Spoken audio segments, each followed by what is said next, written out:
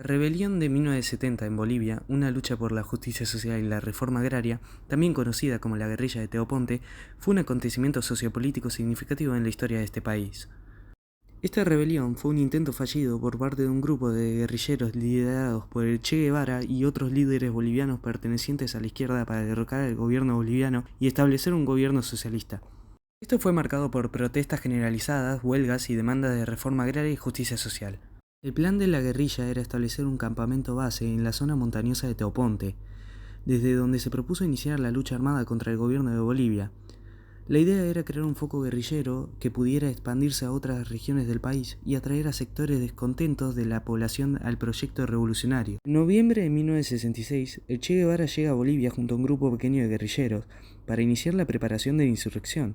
Sin embargo, desde el principio encontraron hostilidad y represión por parte del gobierno boliviano, que había sido advertido de los planes de la guerrilla por agentes de inteligencia de otros países. El 8 de octubre de 1967, el Che y otros líderes guerrilleros fueron capturados por el ejército boliviano en una emboscada en la quebrada del Yuru.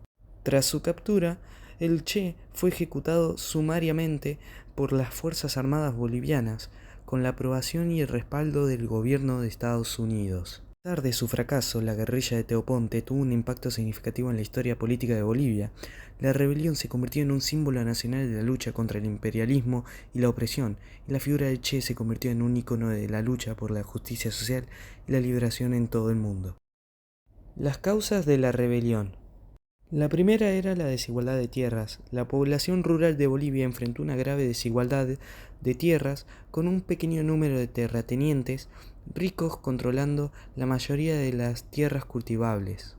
La segunda razón era la pobreza y desigualdad. Una gran parte de la población vivía en pobreza, sin acceso a necesidades básicas como educación, atención médica y vivienda, entre otras cosas. Tercera es la explotación laboral. Los mineros y los trabajadores agrícolas soportaron duras condiciones laborales y bajos salarios. Cuarta, la represión política. Una serie de gobiernos militares habían gobernado Bolivia, reprimiendo la disidencia y la oposición. La última fue el crecimiento de la izquierda en la política en Bolivia. Estos buscaban un cambio político hacia un gobierno más progresista y orientado hacia los intereses de los trabajadores. Esto generó tensiones con los grupos de derecha y las élites económicas del país.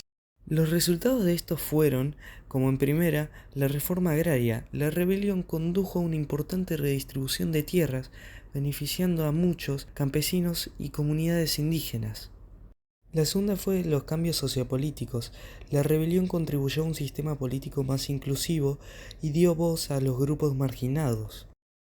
La tercera fueron los cambios económicos que experimentó Bolivia, más que nada en el control y la regulación estatal. Y por último, las luchas en curso. Si bien se lograron avances, Bolivia continuó luchando contra la pobreza, la desigualdad y la inestabilidad política en los años siguientes.